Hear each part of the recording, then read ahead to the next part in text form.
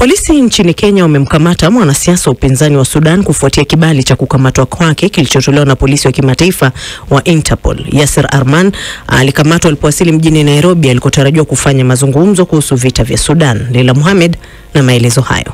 Jenerali Gabriel Duop Lam alikamatwa mapema wiki hii pamoja na viongozi wengine wakuu wa chama cha SPLM-IO. Watu waliokamatwa ni washirika wakuu wa makamu wa rais Riek Machar ambaye alikosana na Rais Salva Kiir, jambo lilozua vita vikali mwaka 2013. Siku ya Alhamisi asubuhi, msemaji wa Machar alisema kuwa SPLM-IO haikujua jinsi maafisa wao walivyokuwa au walipokuwa wakishikiliwa.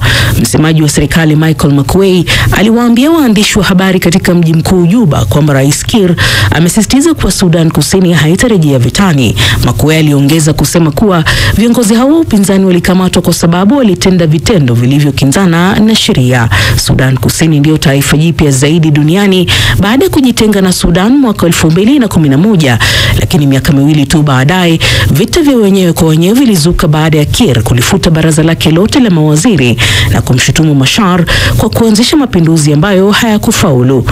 Baada ya miaka mitano, watu 400,000 walipoteza maisha na watu milioni 2.5 walilazimika kuyahama makazi yao.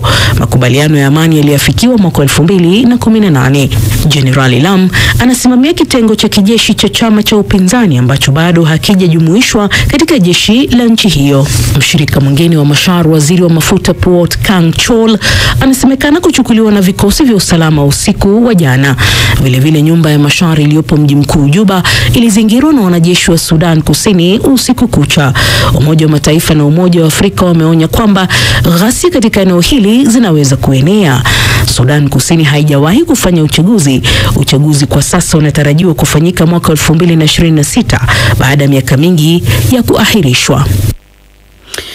Naam, ndege mbili za kimataifa zimesitisha safari za kuelekea Somalia baada ya Marekani kutoa angalizo kwamba wanamgambo wa Al-Shabaab wanapanga mashambulizi kwenye mji mkuu wa nchi hiyo, Mogadishu. Shirika la ndege la Uturuki Turkish Airlines na Qatar Airways wamesitisha safari za kuelekea jijini humo kufuatia tahadhari hiyo.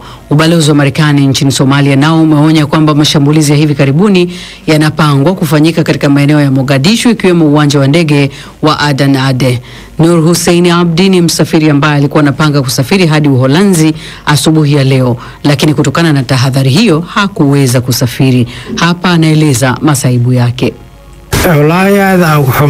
Nimehisi vibaya kwa kweli, kwani ndio nimefahamishwa kwamba hakuna ndege kama vile ndege ya Uturuki ambayo inakuja hapa Somalia. Mipango yangu yote sasa imesambaratika na sasa itabidi kuwa na mpango mbadala utakaojumuisha pesa za mahali nitakapokaa na kutafuta mbinu nyingine ya kusafiri.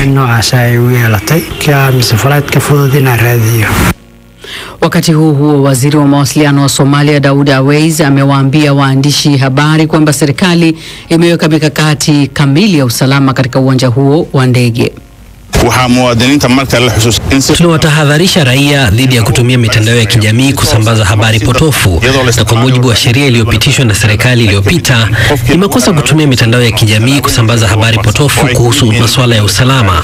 Watakaopatikana na makosa hayo watakabiliwa na mashtaka makali na hata kupelekwa kotini. Tunawatahadharisha raia wetu ambao wengi wao wanaishi kwenye maeneo ambayo magaidi wanajificha kwamba wajilinde na kukaa mbali. Serikali itafanya wajibu wake wa kupambana na magaidi kwa kuzidisha mashambulizi ya anga. Na mwisho kabisa, hakuna silaha au magari ya jeshi ambayo yataruhusiwa kuingia katika uwanja wa kimataifa wa ndege wa Aden Ade mjini Mogadishu. Mashirika ya usalama yatatoa maelezo zaidi kuhusu jinsi operesheni hii itakavyotekelezwa. Na makamu wa rais wa Marekani J.D. Vance amesafiri hadi mpaka wa kusini na Mexico kuonesha juhudi za usalama zinazoendelea za kukomesha uhamiaji haramu. Ziara hii inakuja baada ya wizara ya mambo ya nje ya Marekani kutangaza vikwazo vipya vya hati za kusafiria kwa maafisa wa serikali za kigeni wanaoaminika kuwa na jukumu la kusaidia wahamiaji haramu kuvuka kwa njia zisizo halali. Belden Waliola anaarifu zaidi. Akizungumza na wanahabari katika ziara yake katika mpaka wa Mexico kusini mwa Marekani, makamu wa rais wa taifa hilo JD Vance alisema amefurahishwa na kile ambacho anakiona.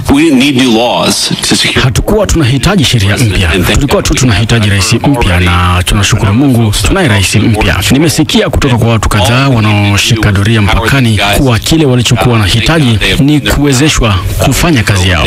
Tunashukuru wanafanya kazi yao na tunaiona katika eneo hili wamevuka mpaka wamepungua kutoka 1,500 kwa siku hadi watu 30. Vance anasema tayari kuna mabadiliko makubwa yanayofanyika katika juhudi za utawala wa Trump kusitisha uhamiaji haramu mpakani. Tumeona visa vya watu kufa mpakani vimepungua kwa 85%, na kila siku tutaendelea kuhakikisha kwamba kuna usalama mpakani, na hii inamaanisha kupungua kwa uhalifu na kupungua kwa dawa za kulevya aina ya fentanyl inayoingia nchini. Hii inamaanisha usalama zaidi kwa raia wa Marekani. Makamu huyu wa rais pia aliongezea kwa utawala wa Trump hautatuma wanajeshi wake nchini Mexico. Sitatoa taarifa yoyote kuhusu kuivamia Mexico kwa sasa. Rais mwenyewe atazungumzia hilo iwapo kuna haja, ila kutokana na uwepo wa magenge yanayouza dawa za kulevya, tutatuma wanajeshi wetu mpakani ili kuimarisha usalama. Rais atatangaza baadaye jinsi wanajeshi hao watakavyotumwa. Rais wa Marekani Donald Trump amenukuliwa akisema uhamiaji haramu umepungua maradufu tangu achukue madaraka. Katika kampeni zake kabla ya uchaguzi, Trump aliahidi kupambana na kusitisha uhamiaji haramu nchini Marekani, huku akiendelea kusema uhamiaji haramu ndio unachangia ongezeko la uhalifu nchini humo, ingawa ushahidi uliopo unaashiria kuwa raia waliozaliwa nchini humo ndio utekeleza uhalifu kwa kiwango kikubwa. Building Walieula, BBC. Naam, Lithuania imekuwa nchi ya kwanza kujitoa katika mkataba wa kimataifa wa kupiga marufuku mabomu ya cluster, ikielezea wasiwasi wa kiusalama kuhusu nchi jirani ya Urusi. Mwanachama huyo wa jumuiya ya kujihamia NATO anasema kuna haja kwa NATO kuimarisha ulinzi wake kufuatia uvamizi wa Urusi nchini Ukraine, ikihofu kuwa inaweza pia kukutana na shambulizi la Urusi siku moja. Sarafina Robi na maelezo zaidi.